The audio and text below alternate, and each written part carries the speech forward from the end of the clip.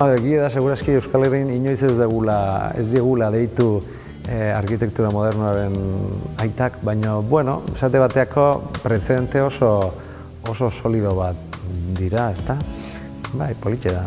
Edifizio gutxi iten dituzte, zati momentuko ekonomia oaingoa bezala da, oso txarra, baina proiektu ugari eta, bueno, gaur egun oraindik, 75 urte pasata gero, oraindik ikasten dienak, ezta?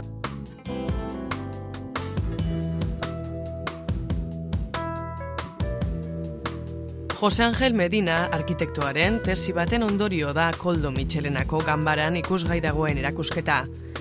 Tesi horretarako aztertutako Aizpurua eta Labaien arkitektuen lanaren gaineko erakusketa. 1931 eta 1936 urte tartetan bi arkitekto gipuzkoar hauek egindako lana dago erakusgai. Maketa, marrazki eta argazki eta paperean egindako diseinuen bitartez. Arkitektura noizko.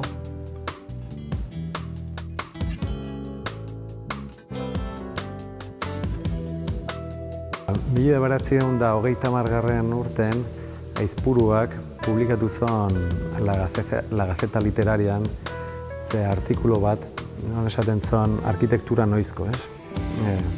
Eta esate bateako hor agertzen ziren, bueno, momentuko, abanguardiako momentuko bizpairu ideia oso arkitekturai buruzko ideia potente batzuk.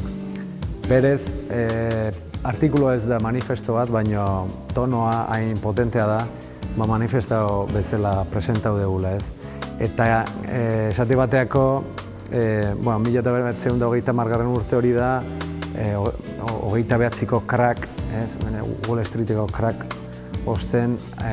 osteko momentu bat, ez? Hau da, krisi momentu oso importante bat.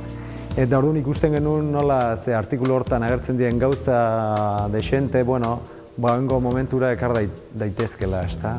Pasate bateako, nola zean orduan arkitektura, nola da honoain, ze proposatzen zuten gizon hauek, abanguardia horiek, eta, bueno, zergaitik ez ditugu gaur egun olako gauzak proposatzen, ez?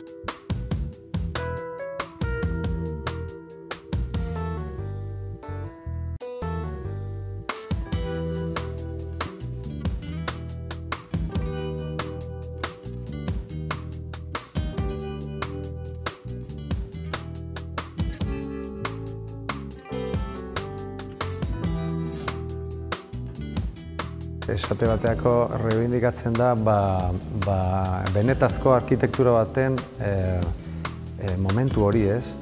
Esate bateako ordura arte arkitekturan arauak konposizio edo fatxadaen buruzko gauzak ziren, ez? Edo fatxada eta konposizio arau horiek gehiegi pixatzen zuten ordungo arkitekturan, ez? Eta esate bateako pertsonen kondizioa edo etxe bizitzen orientazioa edo lehioen tamaina, espazioak eta bar, etzan hainbeste kontutan hartzen, ez?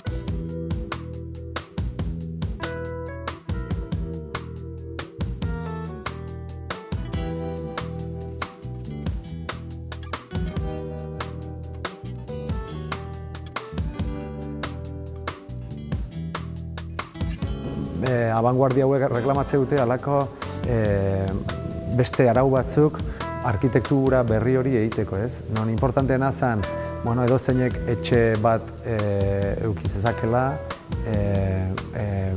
beste dignidade batekin, beste tamaina batekin, ondo ventilatuta. Batera beti egon ziren, 27 elkar karrera ikasten ezagutu ziren, Labaien Tolosarra zen, eta Aizpurua Donostiarra, eta 1927 ekainen karrera bukatze dutenen, estudioa Prinkalen kokatzen dute, hemendik gertu, 32.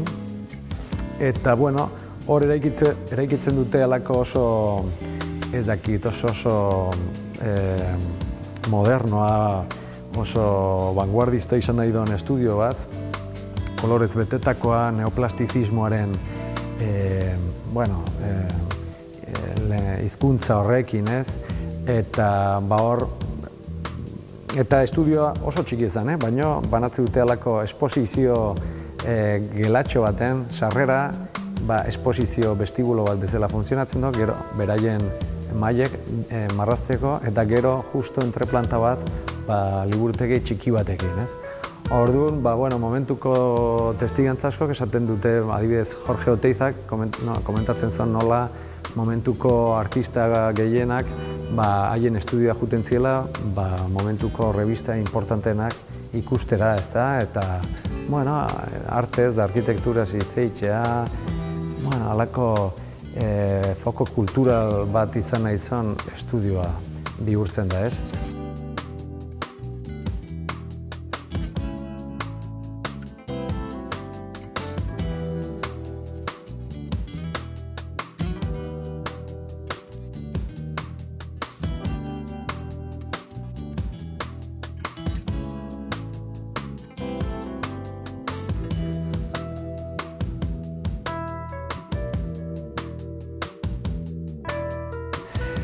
Gero ze proiektok agertzen dira?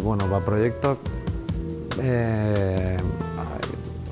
danak ez daude, baina bai saiatu gara sartzen ezaugarri ez dakit ezberdinak aportatzen dituzten proiektu desentez. Gehien bat eraiki gabeko proiektu dira, zatik beraiek bakarrik eraiki zuten klub nautikoa, eraikin bezala klub nautikoa, eta gero Hondarribin dauden etxe bizitza batzuk, gaselendegi bat ere bai, 31-36 arte hortan, gero Labaienek Tolosan pila bat intzan.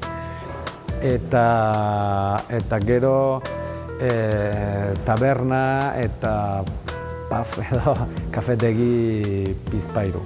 28 enkargatzen diete klub nautikon ampliazioa, eta hor ematen dute alako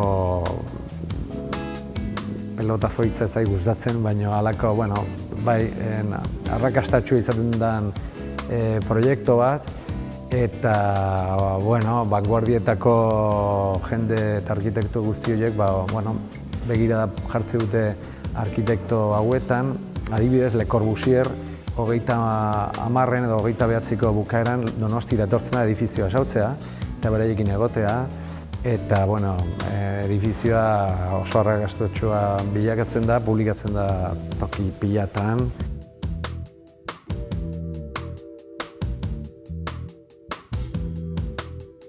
Proiektu hau, Uliako jatetxea da.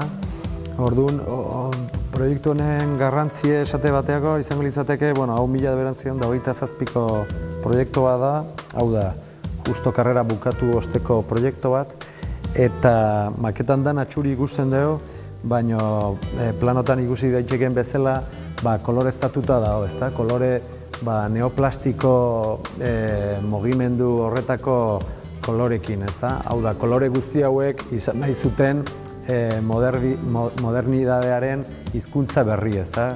Koloreek esate bateako unibertsalak die, edo zeinei ez dira estamentatutako hizkuntza bat edo kodigo bat bezala, kolumna klasikok bezala, eta mugimendu horrek inportantzi handia izan zen Bauhaus da korronte hortan. Proiektu honek dauken garrantzia da esate bateko dela halako eskola handi batentzako proiektua, oso handie, eta proiektu dauken bereiztasun handiena izango litzateke nola proiektu guztie hormigoizko portiko bat bezala eraikitzen dela, ez? Banel fabrika bezala Holandakoa, edo Ford fabrikakoa, edo Fiat fabrikaren modura, ez? Non hormigoiaren garrantzie totala izaten da. Portiko guzti horiek provokatzen duten ezaugarri handiena da fatxada guzti kristalezkoak izan daitezkela. Orduan, suposatzen da klase guztiek oso argi askoko lekue bihurtuko litzatekela, ez?